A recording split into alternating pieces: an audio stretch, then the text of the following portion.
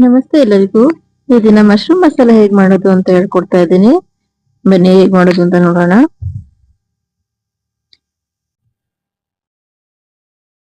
ಮೊದಲಿಗೆ ಒಂದು ಬಾಣಲೆಯನ್ನು ತಗೊಂಡು ಅದಕ್ಕೆ ಸ್ವಲ್ಪ ಎಣ್ಣೆನ ಹಾಕೊಳ್ಬೇಕು. ಎಣ್ಣೆ ಚೆನ್ನಾಗಿ ಕಾದ ನಂತರ ಒಂದು ನೀರುಳ್ಳಿ ಕಟ್ ಮಾಡಿ ಹಾಕೊಳ್ತಾ ಇದ್ದೀನಿ.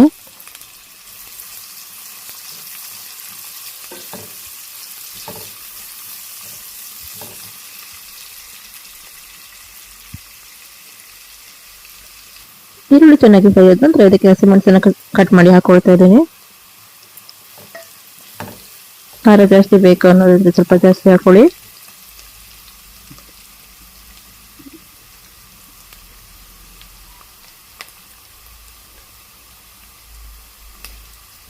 ಹಾಗೆ ಒಂದು ಟೊಮೆಟೊ ಹಣ್ಣನ್ನು ಕಟ್ ಮಾಡಿ ಹಾಕೊಳ್ತಾ ಇದ್ದೀನಿ.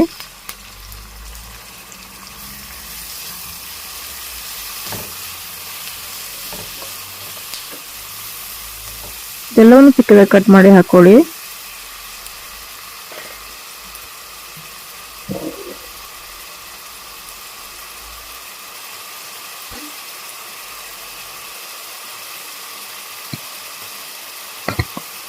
ಹಾಗೆ ಒಂದು ಸ್ಪೂನ್ ಶುಂಠಿ ಬೆಳ್ಳುಳ್ಳಿ ಪೇಸ್ಟ್ ಅನ್ನು ಹಾಕೊಳ್ತಾ ಇದ್ದೀನಿ.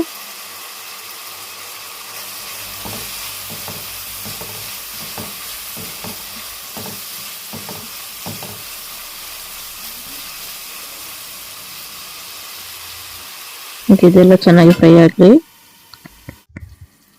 2 ನಿಮಿಷ ಬಿಟ್ಟು ನಂತರ ಅದಕ್ಕೆಲ್ಲ ಮಸಾಲೆಯನ್ನು ಹಾಕೊಳ್ಬೇಕು.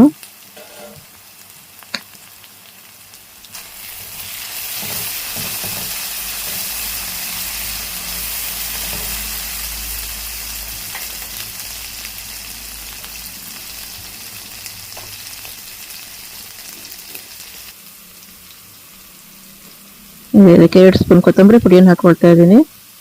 1 ಸ್ಪೂನ್ ಜೀರಿಗೆ ಪುಡಿ, ಹಾಗೆ 1 ಸ್ಪೂನ್ ಗರಂ ಮಸಾಲೆ, ಹಾಗೆ 1 ಸ್ಪೂನ್ ಖಾರದ ಪುಡಿ ಕೂಡ ಹಾಕೊಳ್ತಾ ಇದ್ದೀನಿ.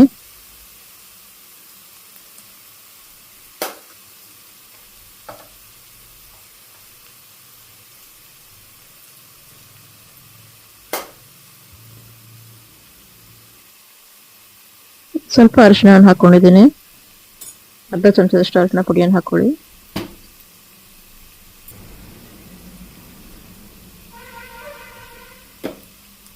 ಹಾಗೆ ರುಚಿಗೆ ತಕ್ಕಷ್ಟು ಉಪ್ಪನ್ನು ಕೂಡ ಈಗಲೇ ಹಾಕೊಳ್ಳಿ.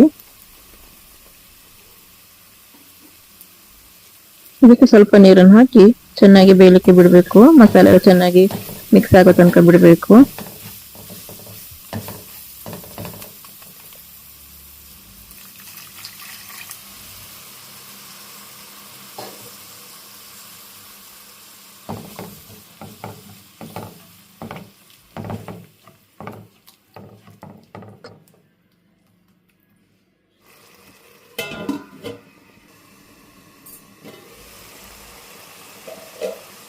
ಈ ಮಸಾಲೆ ಎಲ್ಲ ಚೆನ್ನಾಗಿ ಬೆಂದು ಎಣ್ಣೆ ಸ್ವಲ್ಪ ಬಿಟ್ಕೊಂಡಿದೆ. ಇಲ್ಲಿ ತನಕ ಬೇಯಿಸ್ಕೊಳ್ಬೇಕಾಗತ್ತೆ.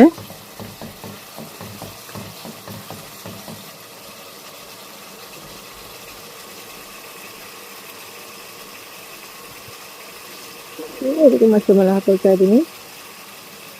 ಮಶ್ರೂಮ್ ಎಲ್ಲ ಕಟ್ ಮಾಡಿ ಸ್ವಲ್ಪ ಉಪ್ಪು ನೀರಲ್ಲಿ ಚೆನ್ನಾಗಿ ತೊಳೆದು ಹಾಕೊಳ್ತಾ ಇದ್ದೀನಿ.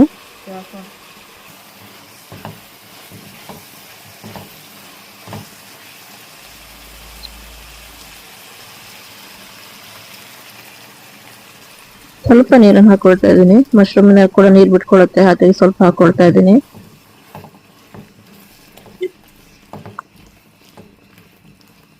ಒಂದು 5 ನಿಮಿಷ ಚೆನ್ನಾಗಿ ಬೇಯಲಿಕ್ಕೆ ಬಿಡಬೇಕು.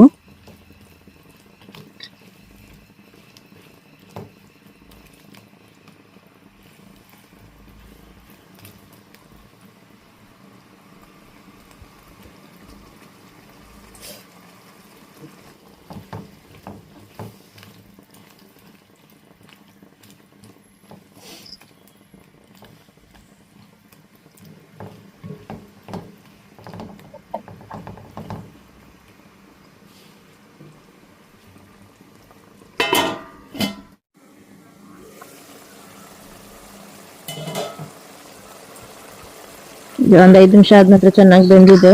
ಈಗ ಮಶ್ರೂಮ್ ಮಸಾಲೆ ರೆಡಿ ಆಗಿದೆ. ಇದನ್ನ ಚಪಾತಿಗೆ, ರೊಟ್ಟಿಗೆ, ಹಾಗೆ ಅನ್ನಕ್ಕೆ ಕೂಡ ಹಾಕೊಂಡು ತಿನ್ಬೋದು. ತುಂಬ ಟೇಸ್ಟಿಯಾಗಿ ಬಂದಿದೆ. ನೀವು ಕೂಡ ಮನೆಯಲ್ಲಿ ಟ್ರೈ ಮಾಡಿ ಹೇಗೆ ಬಂದಿದೆ ಅಂತ ತಿಳಿಸಿ. ಈ ಚಾನಲ್ ಇಷ್ಟ ಆಗಿದೆ ಸಬ್ಸ್ಕ್ರೈಬ್ ಮಾಡಿ, ಲೈಕ್ ಮಾಡಿ, ಶೇರ್ ಮಾಡಿ, ಕಮೆಂಟ್ ಮಾಡಿ. ಹೀಗೆ ಹೆಚ್ಚಿನ ರೆಸಿಪಿಗೆ ಬೇಕಿದ್ರೆ ಯಾವುದು ಏನು ಬೇಕು ಅಂತ ಕಮೆಂಟ್ ಮಾಡಿ ತಿಳಿಸಿ. ಥ್ಯಾಂಕ್ ಯು ಎಲ್ಲರಿಗೂ.